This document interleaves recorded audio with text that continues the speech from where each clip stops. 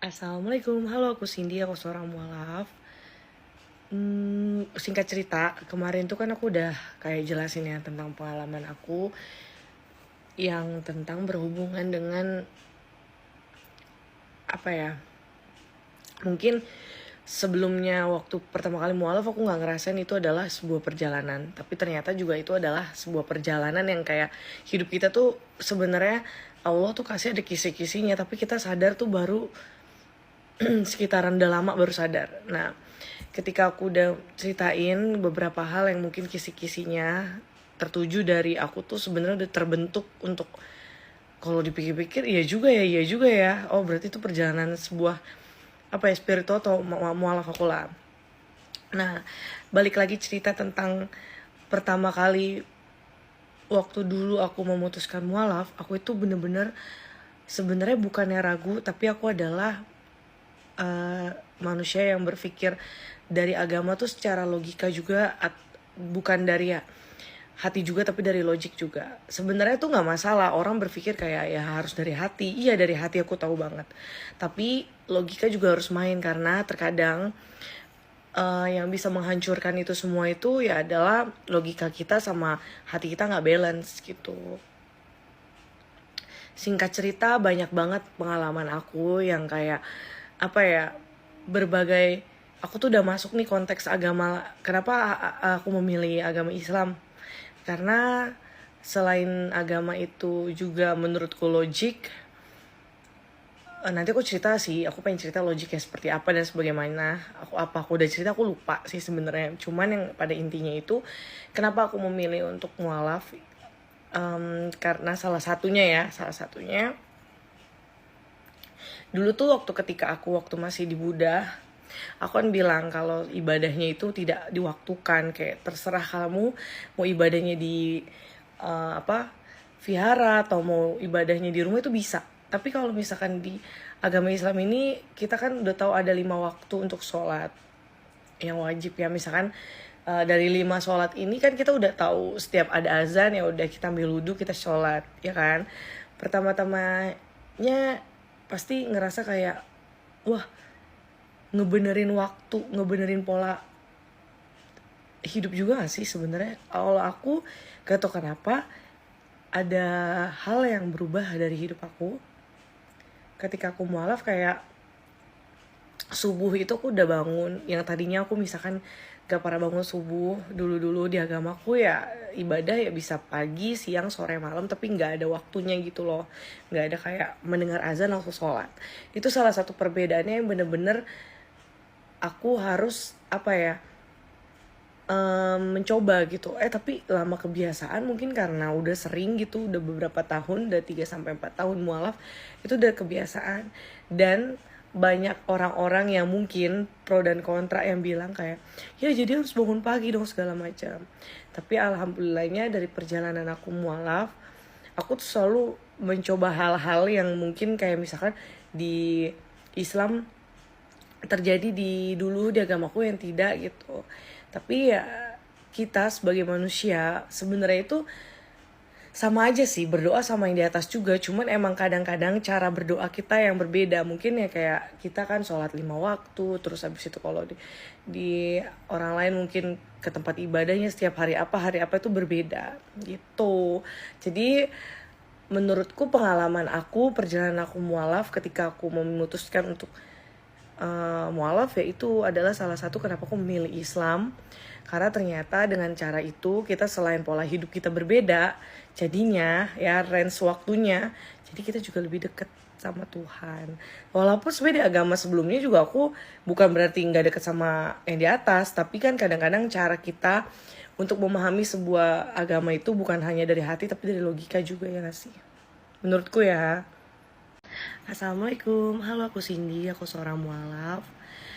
Beberapa waktu lalu aku bilang kalau misalkan aku pernah men-sharekan di video bagaimana aku mengatasi cobaan-cobaan yang beberapa cobaan yang aku alami pada saat aku mungkin orang-orang bertanya, Kak pada saat mualaf kakak ada cobaan gitu gak sih? Soalnya kan kadang-kadang ada beberapa hal cerita gitu, statement orang yang katanya sehabis mualaf malah cobaannya makin banyak.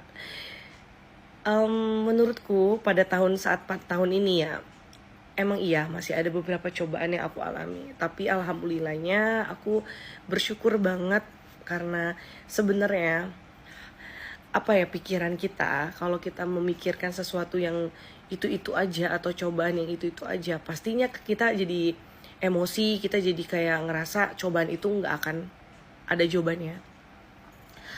Sabar itu nggak ada batasnya guys. Jadi kalau misalkan orang bilang sabar, aku tahu banget perasaan kalian karena aku waktu kehilangan anak, aku kehilangan semua yang aku misalkan tahu gitu lah ya, ada agak sedikit kalau kata sabar tuh aku cuman kayak ngomong hai ya makasih udah gitu aja. Ya penting kan setidaknya ya udah kamu udah tahu dan paham. Tapi sebenarnya balik lagi ke cobaan itu, kita gimana merealisasikannya gitu, maksudnya berpikirnya seperti apa, di posisi POV-nya tuh yang seperti apa. Kalau misalkan kalian POV-nya yang aduh cobaan nih aku males jadinya, gara-gara ini aku percuma sholat 5 waktu tapi Tuhan tuh nggak dengerin aku percuma juga lah, begini begono, males juga lah jadinya gini-gini. Aku males lah ngelamar kerja, misalkan contoh ngelamar kerja nggak diterima-terima, ya udah aku males deh kirim-kirim CV, kirim ini. Itu kan juga sebenarnya ya sedikit cerita kayak gitu misalkan. Nah, kadang tuh POV otak kita tuh pikirannya kayak gitu. Nah, sama kayak halnya dari segala cobaan yang kalau kalian bilang ada yang tanya, Kak, emang di dalam pas kakak perjalanan mualaf ada nggak cobaannya? Pasti ada lah. Jangan kan dulu nih, kalau dibandingkan dulu waktu aku masih zaman dulu, waktu aku masih belum mualaf, mungkin cobaannya kan masih sekitaran yang seperti apa. Dan apalagi sebenarnya ditambah aku udah nikah. Karena sudah menikah itu banyak cobaannya itu pasti ketika sehabis menikah. Makanya aku bilang sama teman-temanku, kalian kumpulin deh duit sebanyak-banyaknya. Kalian kumpulin deh masa muda kalian yang sekarang, bandel-bandel sekalian. Jangan pas ketika sampai nikah kalian harus berpikir, oh ternyata begini-begini. Karena kan awal-awal nikah itu kan kalau misalkan kita kayak persiapan pernikahan, venue dan segala macamnya, kayak pengen wow dan segala macam terlihatnya. Padahal ketika habis menikah lah yang kalian pikir, itu yang nomor satu. Kadang-kadang orang terlalu berpikir gengsinya gede ya, ketinggian, kesenggol sama temen nih, dikomporin langsung cepet banget. Oh iya ya, aku mau undangnya tadinya cuma segini, jadi nambah. Terus undangannya harus akrilik gitu misalkan. Terus seserahannya harus yang bermerek gitu. Ternyata enggak gitu loh. Alhamdulillahnya kalau dulu tuh aku alhamdulillahnya waktu ketika aku nikah kayak seserahan dan segala macamnya itu, malah aku kayak lebih berbalik ke suamiku yang beliin ya mampunya seperti apa ya kita ya udah gitu.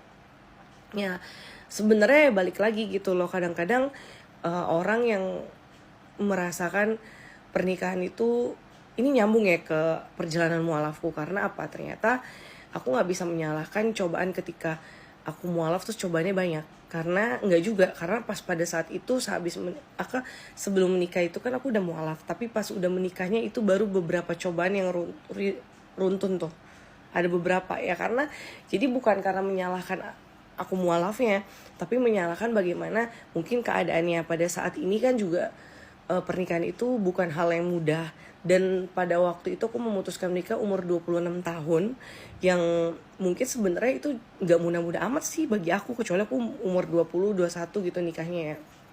Nah makanya kadang-kadang settle itu butuh banget. Jadi kadang-kadang kalau misalkan merubah gengsi kita, jadinya pas kita udah menikah ya baru itu ada cobaannya. Jadi banyak banget cobaan yang aku udah alami itu bukan karena pas ketika aku mualaf aja, tapi sebelumnya itu mungkin ada. Tapi waktu itu kan misalkan sebelum-sebelumnya aku masih sendiri atau kayak gimana. Nah itu kan belum terlalu yang spesifik gitu masalahnya, yang masih bisa ya biasa aja lah gitu. Tapi kan ini kan sekarang udah menikah. Nah mungkin dari situlah menikah itu adalah sebenarnya bukan berarti 100% mulus aja, pasti ada cobaannya. Dan mungkin itu juga gak bisa harus melulu karena kakak mualaf banyak cobaan ya katanya gini, nggak juga, nggak menyalahkan kayak gitu. Karena pada saat itu juga aku waktu beberapa yang rulesnya itu ada cobaan itu, malah aku pada saat aku udah menikah gitu.